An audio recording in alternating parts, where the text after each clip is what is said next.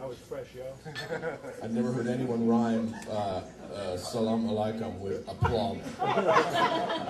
One of the many virtues of that performance. Thanks, Robbie.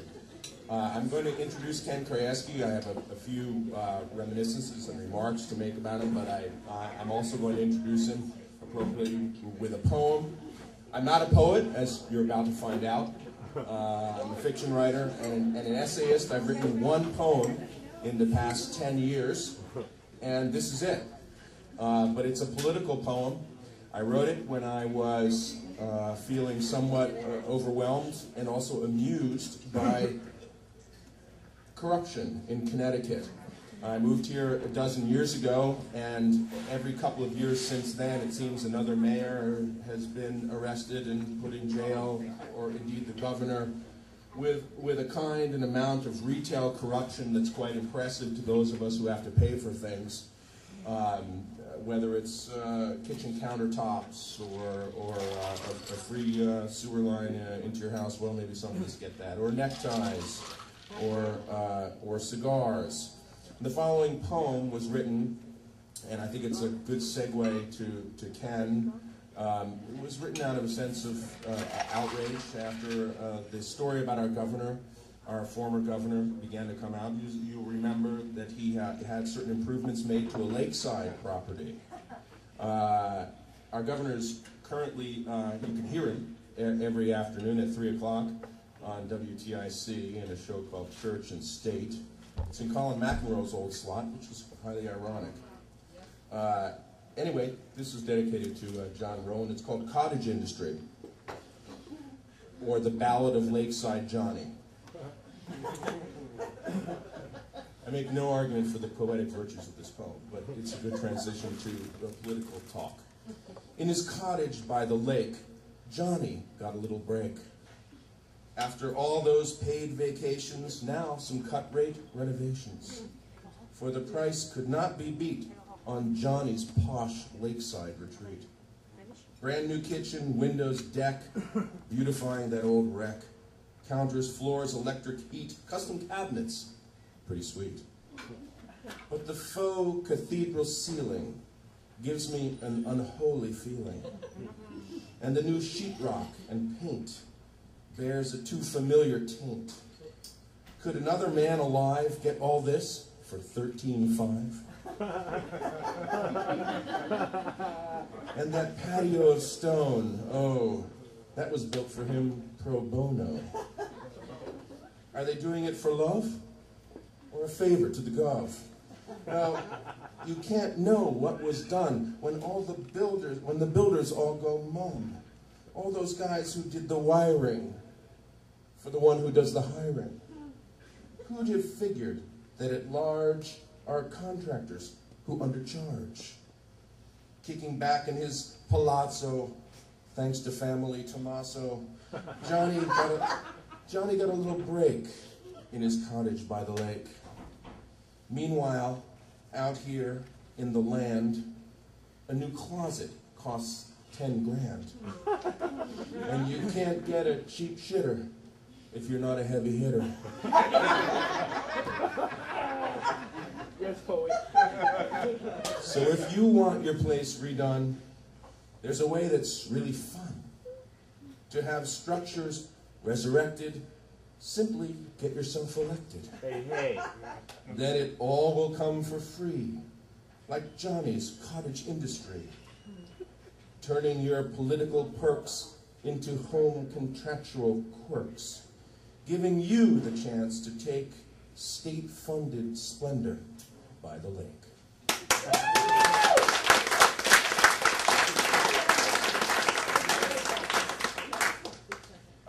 I will use that to segue into an introduction to Ken Krayeske. I've known Ken glancingly for a number of years. I first met him some years back when I was writing regularly for the Hartford Courant, and Ken was editing Metro Bridge, which was an insert that was produced by Hartford Kids. It was part of Ken's quite flexible and interesting journalistic career.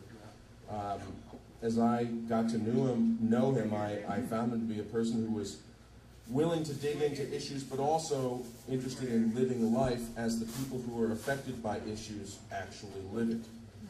Some of you may remember a very heartfelt, indeed plaintive piece that Ken wrote a number of years ago in the Hartford Courant about being mugged a number of times in Hartford. I think he also had his bicycle taken away from him a number of times. As we know, he was arrested and spent hours in jail after simply trying to take a photo of our governor. Ken represents a certain kind of gonzo journalism that I admire a lot. His MO is to cause trouble simply by being there. Now, I think it's always a significant sign of the times when you can get in trouble by simply showing up, and or by asking a simple, straightforward question. How provocative is it really to simply ask a highly paid state employee, the most highly paid state employee, hey, you're making X millions of dollars. State employees are being asked to give back and take furloughs and give back and have unpaid days and so on. Have you considered giving any of yours back? This is not an outrageous question. It was not asked in an outrageous way. And so when someone responds with fury and with outrage, you have to ask, where does that outrage come from? The answer is it comes from the existing situation. The outrage belongs not to the question, but to the reality. The messenger must be killed. Shut up. Now, Ken has taken this, for those of you who aren't sports fans or weren't paying attention, this, of course, was Ken's questioning of Jim Calhoun when he slipped into a post-game news conference using his legitimate journalistic credentials and asked a simple question and had his head lopped off. Some people don't know that when they lop someone's head off, they're actually doing them a favor. I consider Ken to be a profoundly hopeful person. He has to be. When asked why he thinks he has a chance in this race, he cites the wild popularity of the Green Party in Australia. I admire Ken for a trip he took under his own resources to the Middle East a number of years ago, and he reported from Turkey, from Jordan, from Syria, from other countries. Ken was clearly, in my view, trying to find a way to think globally while acting locally.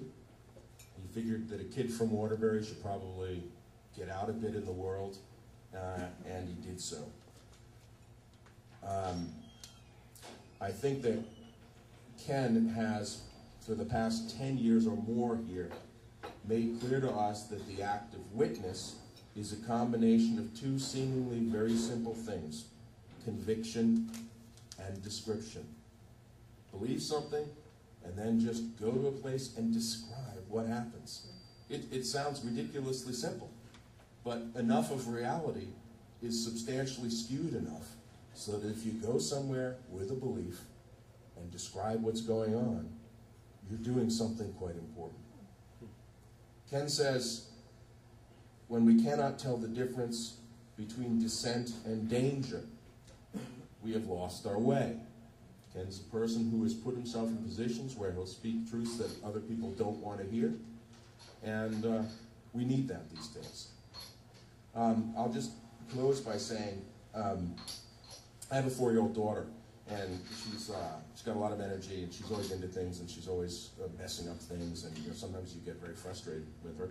She used to be cared for part of the day by the Nicaraguan wife of my cousin who lives in West Hartford. And she gave her, and I don't speak Spanish, but she gave her a name, La Tocona, which means sort of like the person who just won't let anything alone. It's a little bit like the troublemaker, but there's someone who's always grabbing something, who's always making trouble. And but she meant it in an admiring way. We need candidates who do that. We need politicians who do that, who won't let the thing alone.